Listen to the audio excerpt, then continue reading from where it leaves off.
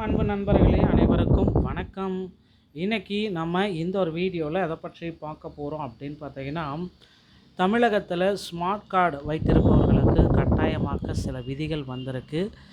என்ன அப்படின்ற பார்க்கலாம். அரசு தரப்பிலிருந்து ரேஷன் அட்டைதாரர்களுக்கு வழங்கப்பட்டுள்ள முக்கியமான விதிமுறைகள் மற்றும் மாற்றங்களை இந்த வீடியோவில் பார்க்கலாம். குறிப்பாக தகுதியுள்ள ஏழை எளிய மக்களுக்கு அரசு வழங்கும் சலுகைகள் முழுமையாக சென்றடைவதை உறுதி செய்ய KYC ஆதார் இணைப்பு கட்டாயமாக்கப்பட்டுள்ளதாக தெரிவிக்கப்பட்டுள்ளது.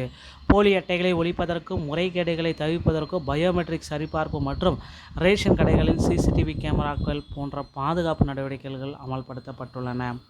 ஒரே நாடு ஒரே ரேஷன் திட்டத்தின் கீழ் மக்கள் பயனடைய தரவு பதிவுகளை புதுப்பிக்கவும் இந்த நடவடிக்கை அவசியம் என வலியுறுத்தப்படுகிறது.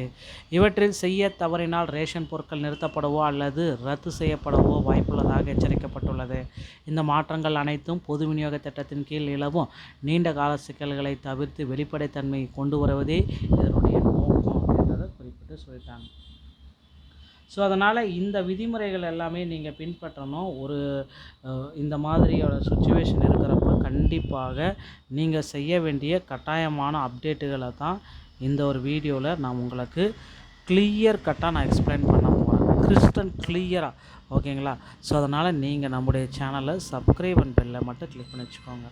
இந்த ஸ்மார்ட் ரேஷன் கார்டு அட்டைகளுக்கு ஒரு சில புதிய விதிமுறைகள் எல்லாமே பொருந்துகிற மாதிரி விட்டுருக்காங்க.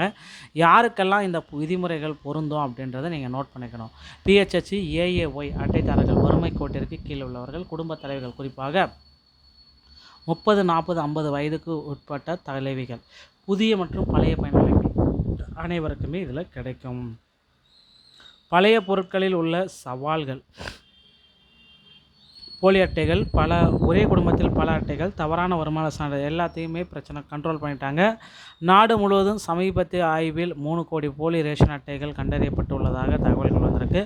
உண்மையான ஏழை எளிய மக்களுக்கு சென்றடைய வேண்டிய வளங்கள் திருடப்படுவதை தடுக்கவே இந்த ஒரு கட்டுப்பாட்டு முறையை அமல்படுத்தியிருக்காங்க. பழைய முறையில் இருந்த 4 முக்கியமான கசிவுகள்: போலி அட்டைகள் இல்லாத நபர்களின் பெயர்களில் வளங்களை சுரண்டப்படுதல், போலி அட்டைகள், ஒரு குடும்பத்தில் ஒன்றுக்கு மேற்பட்ட கடைகளை திறந்து வைத்திருந்தல், தவறான வருமானம் மற்றும் விவரங்களை காட்டி சலுகை பெறுதல், இன்றைய இன்மை, பயோமெட்ரிக் சரிபார்ப்பு நினைத்தால் என்ன நடக்கும் என்பதை தெரிஞ்சுக்கோங்க. நண்பர்களே, உங்களுடைய ரேஷன் கார்டை வச்சுக்கோங்க. பாதுகாக்கிறதுக்கு சில 3 விதிமுறைகளும் இருக்குது.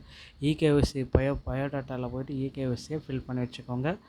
ஆதார் பயோமெட்ரிக், அனைத்து அட்டைதாரர்களுக்கும் ஆதார் அடிப்படையிலான கைரேகை சரிபார்ப்பு, பயோமெட்ரிக் சரிபார்ப்பு செய்ய வேண்டும் அப்படின்னு சொல்கிறாங்க. ஸோ அடுத்து பார்த்திங்கன்னா மொபைல் இணைப்பு. ஸோ உடனடியாக தகவல்களை பெற மொபைல் எண்ணை இணைச்சிட்டோம் அப்படின்னா அந்த இஷ்யூஸ் இணக்கம் மற்றும் நிராகரிப்பு என்ன நடக்கும் அப்படின்னு பார்த்தீங்கன்னா, அப்டேட் செய்தவர்கள் மற்றும் நான் அப்டேட் செய்தவர்கள் ரேஷன் அட்டை உடனடியாக ரத்து செய்யப்படும். ஓகேங்களா?